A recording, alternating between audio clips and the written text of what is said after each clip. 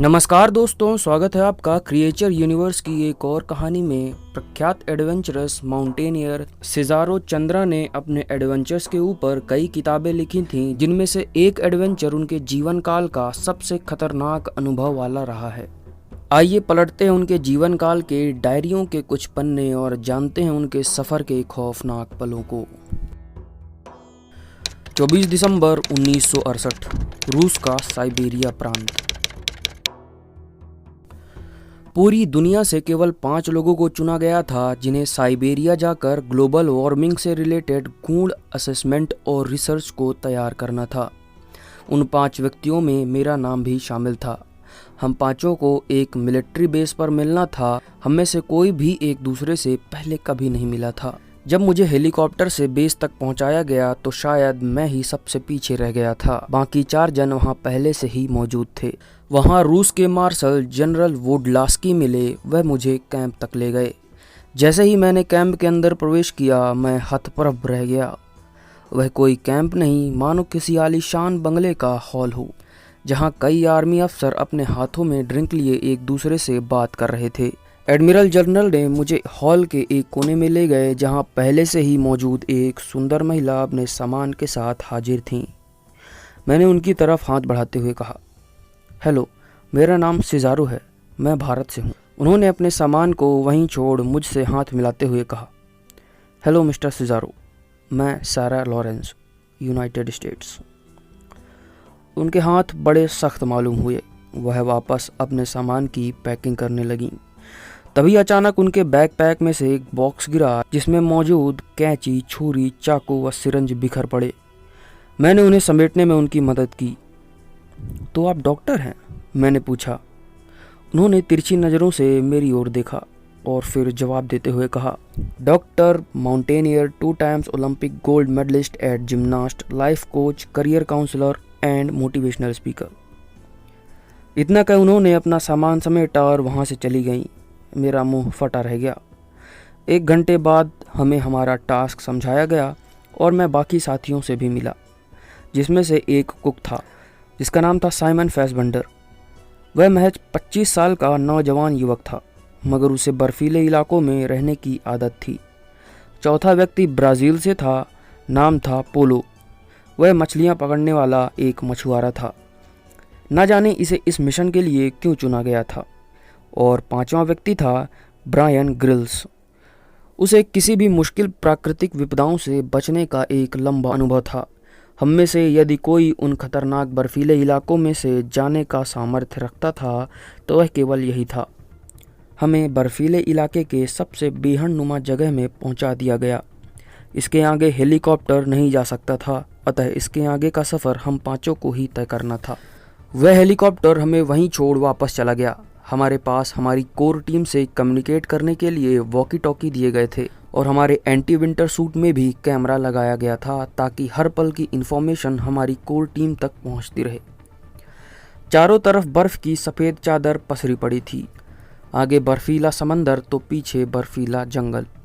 हम आगे बढ़े। हमें पिघलते बर्फ के उद्गम तक पहुंचना था। कुछ छोटी मोटी पहाड़ियां पार की और एक पाइन के ऊंचे पेड़ों के जंगलों तक जा पहुंचे। हम में से कोई भी एक दूसरे से बात नहीं कर रहा था।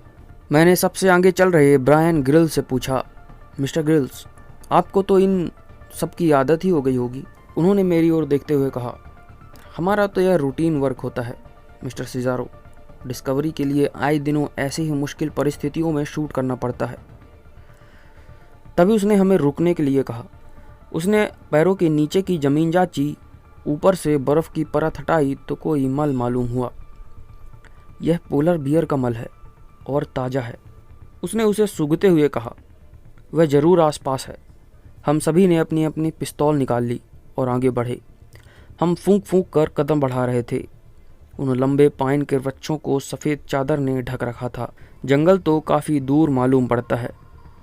शाम ढलने को है। हमें जल्द ही कोई रहने का ठिकाना ढूंढना होगा, मिस्टर ग्रिल्स ने आवाज़ लगाई। तभी अचानक सबसे पीछे चल रही डॉक्टर सैरा का पैर पतली बर्फ की परत में जा घुसा और वह ठंडे पानी में जा गिरी। मैं उनको बचाने के लिए भागा, मगर मिस्टर ग्रिल्स ने मुझे रोक लिया।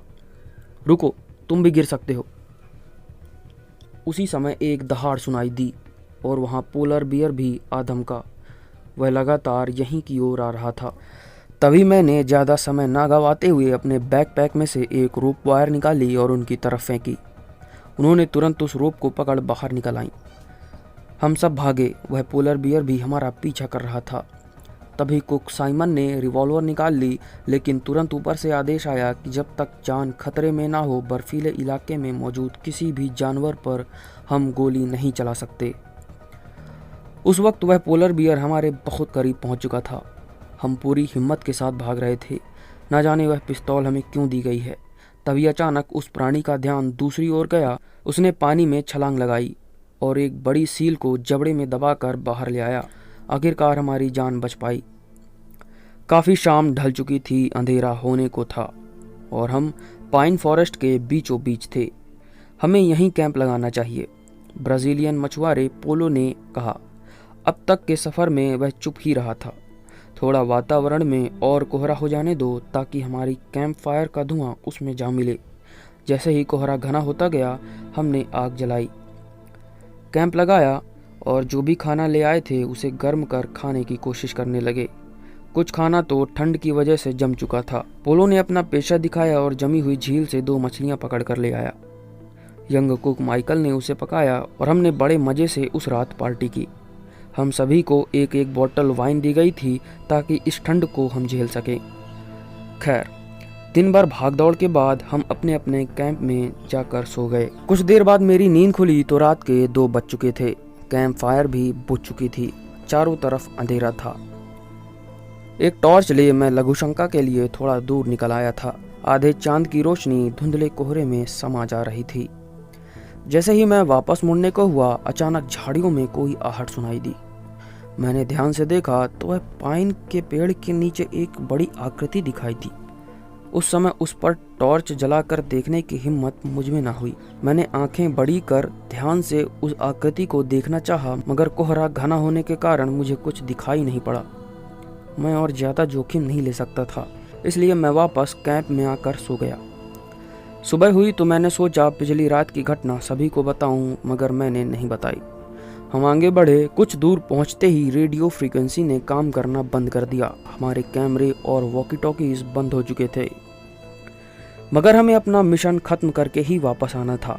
तभी ब्रायन ग्रिल्स को बर्फ की चादर में कुछ पंजों के निशान मिले, जो इतने बड़े थे मानो उसमें करीब 5 इंसान खड़े हो जाएं। यह देख हम आश्चर्य में पड़ गए। हमने उन पंजों का पीछा किया तो एक विशाल गाय गुफा तक पहुँचे। अंदर जाने का रिस्क हम में से कोई नहीं ले सकता था। आखिर यह सब क्या है? डॉक्टर सैरा ने पूछा। किसी के पास कोई उत्तर न था। यहाँ तक कि ब्रायन ग्रिल्स को भी इस बारे में कोई अंदाजा न था। हमें अंदर चलकर देखना चाहिए, उस युवान कुक साइमन ने कहा। उत्सुकतावश हमने अपनी टॉर्च जलाई और अंदर घुसे। उस गुफा के अंदर खूब अंधेरा था। हमने चारों तरफ टॉर्च की रोशनी घुमाई। वह गुफा काफी गहरी मालूम हुई। तभी एक कोने से ब्रायन की आवाज आई, गाइस इधर आओ जल्दी। हम दौड़कर उसके पास गए। यह देखो, इस दीवार में किसी तरह की चित्रकारी की गई है।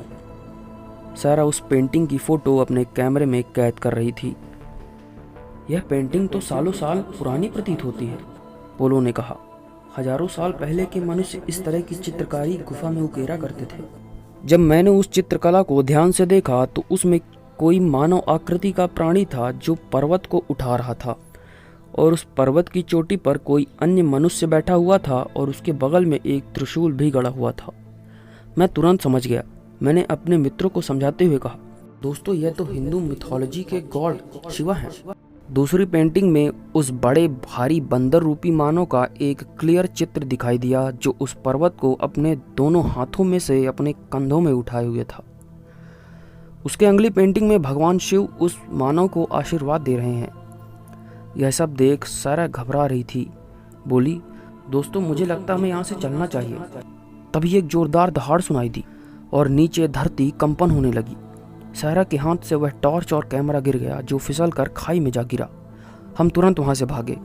वह जोरदार दहाड़ बढ़ती ही जा रही थी, मानो कोई भारी भरकम कदमों के साथ हमारा पीछा कर रहा हो। तभी अचानक साइमन का पैर बर्फ के टीले से टकराया और वह गहरी खाई में जा गिरा। हम सभी भयभीत हो गए थे और बिना पीछे मुड़े भागते रहे। कहीं दूर जाकर धरती का कंपन शांत हुआ और हम सांस पकड़ने के लिए रुके। जब हमने पीछे देखा तो ब्रायन ग्रिल्स भी हमारे बीच मौजूद नहीं था। हमने उसे ढूंढने का बहुत प्रयास किया मगर वह हमें कहीं नहीं मिला। क्या उसे वह विशाल काय जीव ले गया है या वो इस बर्फ़ की चादर में समा गया? हमें नहीं पता। हमारे रिसर्चर्स हमारे पास सुरक्षित थे। अभी भी हमें वापसी का लंबा रास्ता तय करना था। तभी अचानक हिमस्खलन शुरू हो गया। बर्फ़ की परतें हमें ढकने वाली थी। हम वहाँ से भागे। पोलो मछुआरा काफ़ी पीछे रह गया था मगर किसी तरह उसने रफ्तार पकड़ी और तीनों किसी सुरक्षित एक बर्फीली झील के किनारे सुस्ताने लगे। पोलो उस झील से पानी ही पी रहा था कि तभी कोई चीज़ पोलो के ऊपर हमला कर उसे बर्फीली झील के अंदर खींच लिया। हम तुरंत उसे बचाने के लिए आगे बढ़े मगर बर्फ़ की मोटी परत इतनी मजबूत थी कि वह टूटी ही नहीं। बर्फ़ के उस पार पोलो तड़पता हुआ दिखाई पड़ रहा था मगर हम कुछ ना कर सके। वह बर्फ़ की चादर टूटी ही नहीं और वह रहस्यमय जीव पोलो को झील की गहराइयों में डुबा कर ले गई और धीरे धीरे पोलो हमारी आंखों से ओझल हो गया। आखिरकार मिशन के अंत में मैं और सैरा ही बच पाए।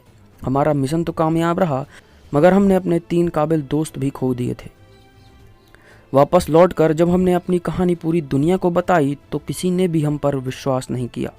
हमारे पास कोई सबूत भी नहीं था। सैरा का वह कैमरा अगर हमारे पास सुरक्षित होता तो दुनिया में एक नया मुद्दा छिड़ चुका होता। तो क्या दोस्तों आप भी हमारी इस कहानी पर विश्वास नहीं करेंगे? आपको क्या लगता है उस चित्र पर आखिर क्या दर्शाया गया था? कमेंट बॉक्स पर ज़रूर लिखिएगा। कहानी पसंद आई हो तो चैनल को सब्सक्राइब और बेल आइकन दबाना मत भूलिएगा। मैं ऐसी ही दिलचस्प कहानियाँ आपके लिए लाता रहूँगा। मिलता हूँ अगली कहानी में, तब तक के लिए शुक्रिया।